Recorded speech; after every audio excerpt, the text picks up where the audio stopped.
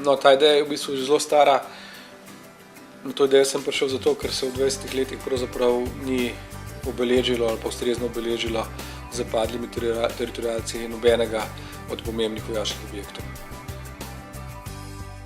Ja, ko sem razmišljal pravzaprav na kakšen način bi bilo smiselno izbrati kriterije, katere vojašnice bi preimenovali po padlih teritorialcih, nisem našel bolj primernega načina, kot je lokacijski način. To se pravi, tam, kjer je teritorialec umrl oziroma padel, najbližjo vojašnico bi bilo smiselno, tako sem si takrat rekel, smiselno preimenovati z njegovim imenom. In žal je v ta kriterij padla tudi vojašnica Franca Rozmana Staneta, kajti Edvard Perko je umrl v neposredni bližini te vojašnice po bojih v Trzinu. Ja, v bistvu me je zelo presenetil ta poziv Socialnih demokratov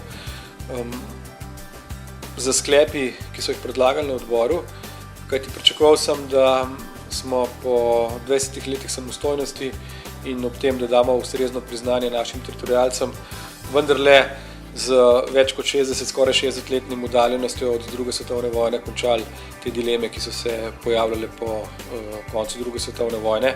Zato moram reči, da sem z velikim razočaranjem pravzaprav sprejel to dejstvo, da se na nek način z tako vehementno zahtevo po ponovnem preimenovanju te vojašnice pravzaprav ideološke delitve še zmeraj obujajo. Posebej sem bil presenečen zato, ker sem ob tem, ko se je pač ta vojašnica glede na teritorialni princip preimenovala, jasno povedal, da je pravzaprav tako v Slovenski vojski kar še zmeraj zelo veliko število obeležij, ki spominjajo na Franca Rozmana Staneta, na našega generala, ki je konec koncev bil general v partizanski vojski in to je seveda treba spoštovati. Imamo v Slovenski vojski še zmeraj četrto po hierarhiji medaljo, ki se imenuje po Francu Rozmanu Stanetu. Imamo spomenik v vojašnici Edvarda Perka, imamo spomenik v vojašnici generala Maistra, ki spominja na Franca Rozmana Staneta. Imamo evrski kovanec, ki je bil izdan pred 2 letoma in pa seveda imamo celo množico civilnih poimenovanj, tako šol, ulic, spomenikov po tem generalu in se mi zdi ta gonja oziroma ta občutek za neuravnoteženost pravzaprav nerazumljiv. Mene je pravzaprav v tem glasovanju najbolj presenetila Slovenska ljudska stranka. Jaz sem bil prepričan, da Slovenska ljudska stranka vendarle, tako kot mi, kot Nova Slovenija, krščanska demokracija, razume pomen naše osamosvojitve. Bili so vendarle del tiste pomladne koalicije, ki je uspela z osamosvojitvijo Slovenije in z vzpostavitvijo naše državnosti, tako da me je ta glasovanje oziroma ta nepodpora temu mojemu preimenovanju strani ljudske stranke najbolj presenetila. Upam, da bodo to njihovo odločitev predvsem upoštevali naši volilci in pa tisti, ki se ne vejo odločiti, katera od teh dveh strank je bolj krščansko-demokratska. No, jaz bi rekel, da sem pravzaprav to svojo odločitev in pa vztrajanje na tej odločitvi najavil na začetku seje tega odbora. Na začetku seje nisem vedel, kakšno bo glasovanje, računal sem, da bo glasovanje drugačno, ampak ne glede na to, kakšno to glasovanje je, oziroma sem pričakoval, oziroma ne pričakoval, da bo, oziroma se je kasneje izkazalo, da je, torej glasovanje, ki me poziva k temu preimenovanju, že na začetku tega odbora povedal, da bom na svoji odločitvi vztrajal. Če že, potem bi recimo taka vojašnica Franca Rozmana Staneta glede na teritorialni princip morala biti nekje, teritorialni princip, ki sem ga jaz uporabil, nekje v Beli krajini. Kot veste, je Franc umrl tam dol, tako da vsekakor bom vztrajal na tej svoji odločitvi. No, generalni sekretar NATO je predvsem na nek način dal izjemno veliko priznanje Sloveniji, kljub temu, da smo majhna država, je povedal, da smo pravzaprav zelo kredibilen partner v tem zavezništvu. To svojo kredibilnost izkazujemo pravzaprav povsod, kamorkoli se NATO odpravlja, tako v Afganistanu, še posebej pohvalil našo sodelovanje oziroma vpliv na Kosovu. Po drugi strani smo se pogovarjali o našem prispevku oziroma o Afganistanu po letu 2014, kjer je včeraj naš premier Janša napovedal oziroma javno objavil odločitev, da bomo tudi po letu 2014 sodelovali s finančnim prispevkom v zagotavljanju miru in stabilnosti v Afganistanu.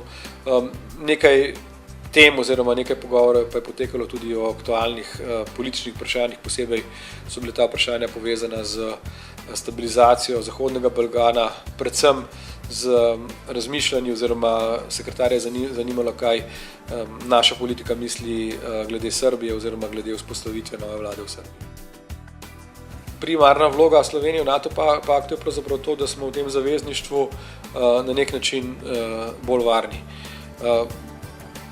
Včeraj je premijer povedal lep stavek, da je pravzaprav varnost, naš premijer, da je varnost pravzaprav tista zadeva, ki je v miru sicer ljudem dostikrat pozabljena oziroma ljudje pozabimo na varnost, je pa seveda ena od tistih prvin, ki je najbolj pomembna. Ne?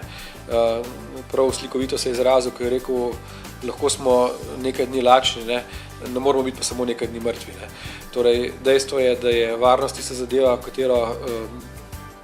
katero se moramo državljani zavedati, da se zavedamo tega tudi v miru, in NATO je tisti okvir, za katerega pravzaprav se je v zadnjih nekaj letih izkazalo, da je edino realna sila na svetu, ki lahko tak mir zagotavlja. Še pred 10 leti ali pa mogoče pred 5 se pravzaprav nihče ni mislil, da bodo recimo severnoafriške države diktatur v nekem trenutku zahtevali posredovanje NATO za to, da tam zagotovi mir. To se konkretno danes dogaja s Sirijo, sicer NATO tam ne bo posredoval, glede na to, da NATO ima stališče, da je treba v Siriji zadevo rešiti politično, ampak ravno take prošnje kažejo na izjemno pomembnost tega zavezništva. Ja, gotovo bi prijel, tako kot sem. Ne, v tem trenutno še ne razmišljam. Kot veste, vlada deluje oziroma ima seje napovedane do konca meseca julija. Mislim, da bodo neke 2 seje v začetku avgusta sicer predstavljene, do začetku avgusta 2 tedna teh sej ne bo. Kako bo pa z dopustom, po tem trenutku še ne vem, kajti tudi v tistem obdobju prvih 2 tednov avgusta mislim, da bo predsednik vlade odredil določena dežurstva, tako da ne vem, kdaj bojo ta dežurstva doletela tudi mene.